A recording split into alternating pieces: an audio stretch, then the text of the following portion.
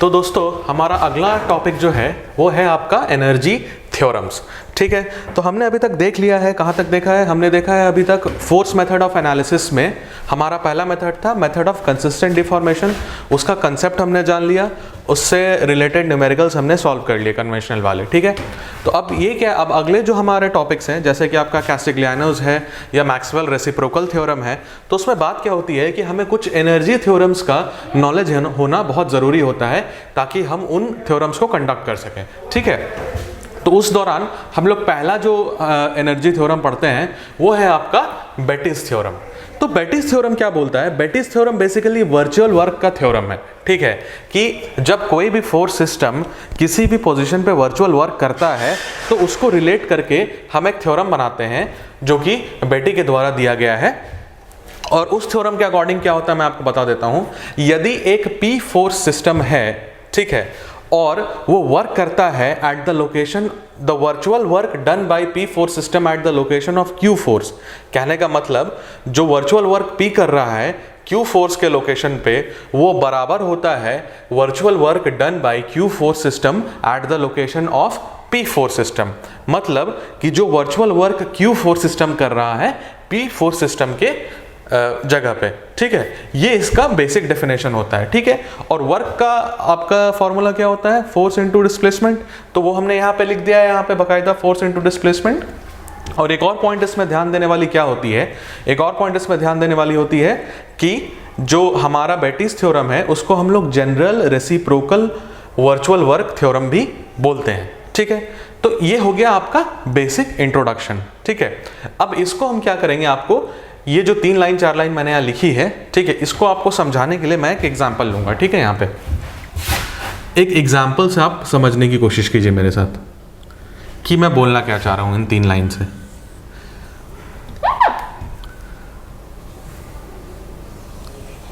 ठीक है, यह आपका एक प्लेन फ्रेम है, ये आपका एक प्लेन फ्रेम है। ठीक है,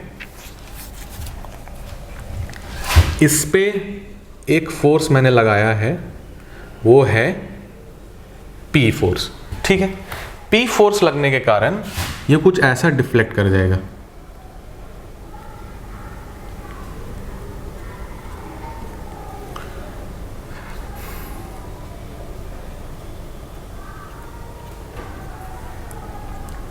ये कुछ ऐसा डिफ्लेक्ट करेगा, कोई दिक्कत नहीं है, हम मान के चल रहे हैं कि हमारा फ्रेम रिजिड है। ठीक है, तो यहाँ पे एक सपोज कीजिए डिस्प्लेसमेंट बन रहा है जिसको कि हम क्यू लोकेशन मान रहे हैं, और इसको हम लिख रहे हैं डेल्टा डेल्टा पी क्यू। ठीक है, ये डेल्टा पी क्यू है। ठीक है, उसी तरीके से एक और यहाँ पे अगर हम सिस्टम लें,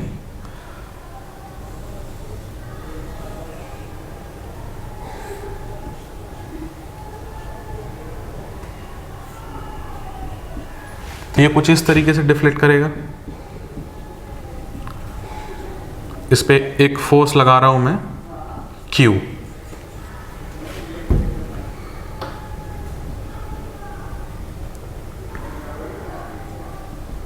ये कुछ ऐसा डिफ्लेक्ट करेगा। और P पोजीशन, जहां P फोर्स का जो लोकेशन है, इसको मैं बोल रहा हूं डेल्टा QP। ठीक है, ठीक है, कोई दिक्कत नहीं है। अब देखिए, अब मैं इसको, इस एग्जाम्पल को अगर इस तरीके से लिखने का कोशिश करूं तो मैं क्या को लिख सकता हूं कि work done by P force system at the location of Q force system. ठीक है, एक बार इसको मिटा के आपको बता देता हूं मैं। नहीं, ये जो है यहाँ पे QP होगा, सॉरी, ये QP होगा और ये PQ होगा, क्योंकि पोजीशन से हम इसको डिनोट कर रहे हैं। ठीक है, कोई दिक्कत नहीं है, ये यहाँ तक क्लियर है सबको? ठीक है, तो ये ऐसा थ्योरम है। ठीक, तो इसको अगर हम लोग इस तरीके से लिखना चाहें तो हम लोग कैसे लिख सकते हैं? इसको हम लोग लिख सकते हैं बिल्कुल इस तरीके से कि work done by P force system at the location of Q force system is equal to work done by Q force system at the location of P force system. ठीक है, इसको हम लोग यहाँ पे ऐसे लिख सकते हैं इस तरीके से, P into delta P Q is equal to Q into delta Q P. कहने का मतलब क्या है कि फोर्स ये वाला होगा, ठीक है, फोर्स आपका अगर ये वाला है, ठीक है, तो अगले सिस्टम में जिसमें कि Q फोर्स लग रहा है वहाँ पे डिस्प्लेसमेंट कितनी हो रही है, ठीक है। सिमिलरली Q फोर्स लग रहा है, तो Q फोर्स लगने के कारण P फोर्स वाले सिस्टम में यहाँ पे कितना डिस्प्लेसमेंट हो रहा है उसको हम लोग कंसिडर करते हैं, ठीक है, और फिर उसको यहाँ पे लिखते हैं। तो होपफुली आपको ये चीज़ समझ में आई होगी, ठीक है। एक एग्जांपल लेंगे, एक न्यूमेरिकल एग्जांपल लेंगे, उससे आपको चीज़ें और क्लियर हो जाएंगी, ठीक है। एक न्यूमेरिकल एग्जांपल ले लेते हैं, ये तो आपको कॉन्सेप्ट समझाने के लिए मैंने यूज़ किया था। एक न्यूमेरिकल एग्जांपल लेंगे, उससे आपको पूरी तरीके से क्लियर हो जाएगा।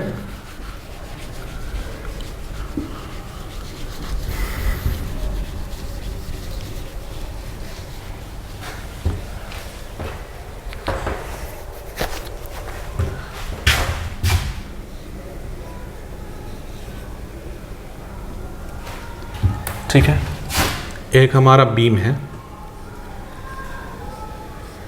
कैंटिलीवर बीम है, ठीक है। यहाँ पे एक फोर्स लगाया हमने 10 किलो न्यूटन का। यह बीम कुछ ऐसा डिफ्लेक्ट करेगा, ठीक। ये कुछ यहाँ पे कुछ डिस्प्लेसमेंट है, ठीक है, और हमने देखा कि यहाँ पे जो डिस्प्लेसमेंट है ये 1 mm की है, ठीक है। हमने डिस्प्लेसमेंट देखा यहाँ पे 1 mm है। उसी तरीके से जैसे हमारा एग्जाम्पल प्रोसीड कर रहा है,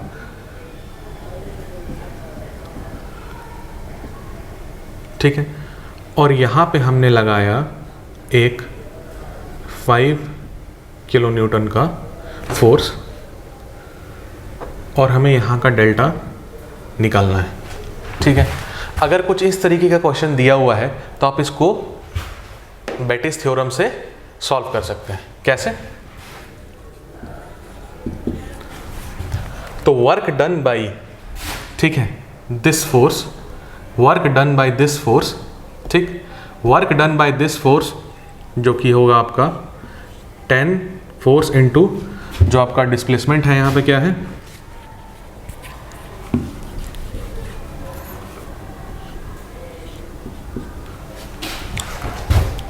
इस फोर्स के कारण इसका डिस्प्लेसमेंट कहाँ पे हो रहा है, कितना हो रहा है, तो 10 इंटू डेल्टा बोल सकते हैं हम लोग, is equal to 5 into 1 mm,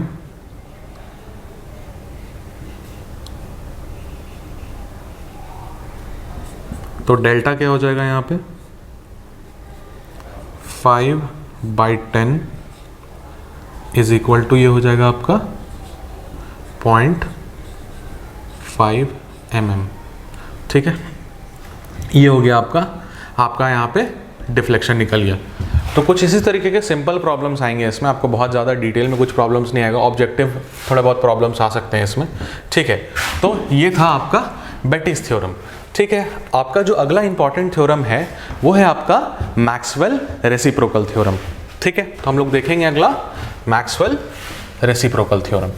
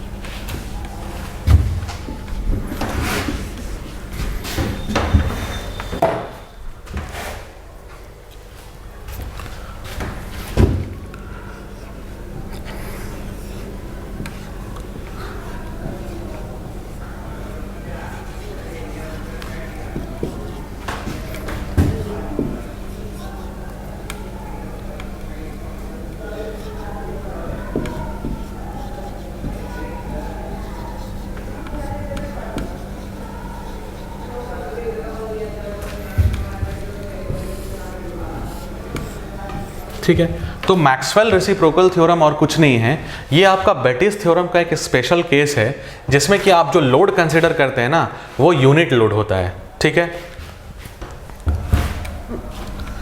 तो इसको हम लोग लिखते हैं this is a special case of Betty's theorem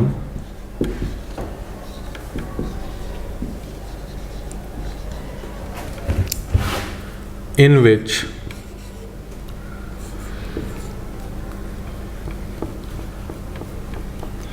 only unit loads are considered। ठीक है, मैं जो लिख रहा हूँ मैं वो रिपीट भी कर दे रहा हूँ, जिनको अगर हैंडराइटिंग थोड़ी बहुत समझने में दिक्कत हो रही है मेरी, तो मैं इसलिए रिपीट करते हुए लिखता हूँ कि वो लोग आप जो लोग नोट्स बना रहे हैं वो आराम से बना सकें नोट्स। ठीक है, तो बिल्कुल सेम चीज़ होता है, बिल्कुल सेम चीज़ होता है, हम लोग वर्चुअल वर्क वगैरह निकालते हैं, लेकिन जो लोड होता है इस केस में वो आपका यूनिट लोड होता है। ठीक है, यूनिट लोड होता है, तो हम लोग इसको क्या लिख सकते हैं कि जो P is equal to Q is equal to 1 kilo newton या न्यूटन, कुछ भी लिख सकते हैं। ठीक है, ये एक चीज़ है, क्योंकि इसमें यूनिट लोड लेते हैं इसको हम लोग यूनिट लोड मेथड भी बोलते हैं। ठीक है, यूनिट लोड थ्योरम या यूनिट लोड मेथड भी बोल सकते हैं। It is also known as unit load theorem या मेथड। ठीक है, कोई दिक्कत नहीं है यहाँ तक। तो ये था आपका मैक्सवेल रेसिप्रोकल थ्योरम। एक और चीज़ इसमें ध्यान देने बात होती है, एक बस एक सिंपल सा पॉइंट है जो कि आप नोट करके आप देख सकते हैं। एक सिंपल सा पॉइंट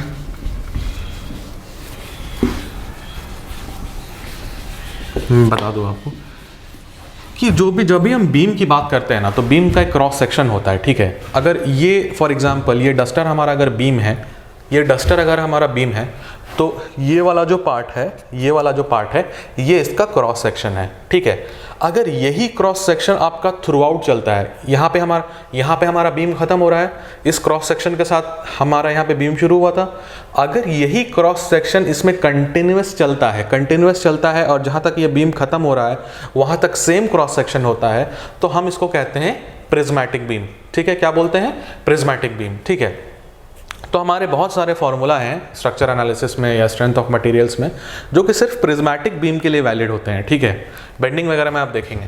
ठीक है, तो ये इन जो अभी दो जो थ्योरम मैंने आपको बताया, बेटिस थ्योरम और मैक्सवेल रेसिप्रोकल थ्योरम, इसकी खास बात क्या है कि ये जो आपका किसी भी तरीके का क्रॉस सेक्शन मतलब नॉन प्रिज्मेटिक बीम के लिए भी ये आप काम में ले सकते हैं। ठीक है, इसी चीज को मैं यहाँ पे लिख देता हूँ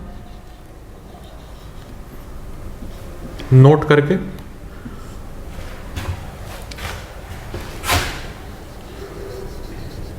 While using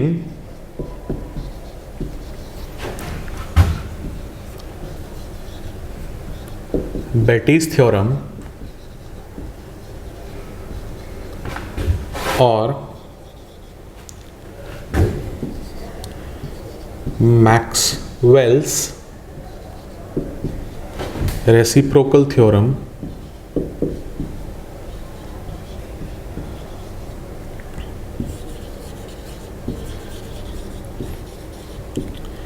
knowledge of the cross section is not important.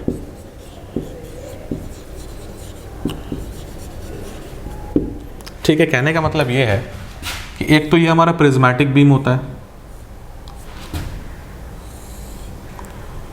थोड़ा सा 3D डायग्राम बनाने की कोशिश करता हूँ ताकि आपको थोड़ा सा क्लियरली समझ में आए।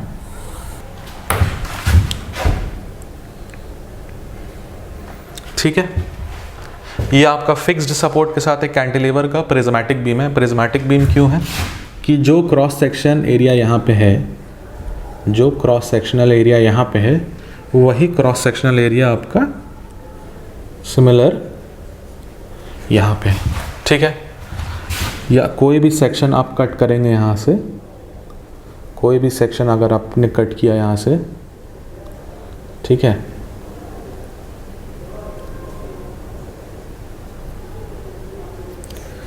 तो इसका जो क्रॉस सेक्शन होगा वो भी सेम होगा और इसको हम लोग प्रिज्मेटिक बोलेंगे। देखिए, बहुत छोटी चीज़ें हैं लेकिन जाननी ज़रूरी होती हैं। जिन लोगों को पता है उनके लिए कोई दिक्कत नहीं है, लेकिन जिन लोगों को नहीं पता है उन लोगों के लिए ये चीज़ें मैं स्किप नहीं कर सकता, ये चीज़ें जाननी ज़रूरी है। ठीक है, ये हमारा प्रिज्मेटिक बीम है। अब देखिए कि कुछ ऐसा बीम हो जाए हमारा, अगर 3D वाली फील आ रही है क्या इसमें? नहीं आ रही है क्या? खैर, कोशिश करता हूँ मैं।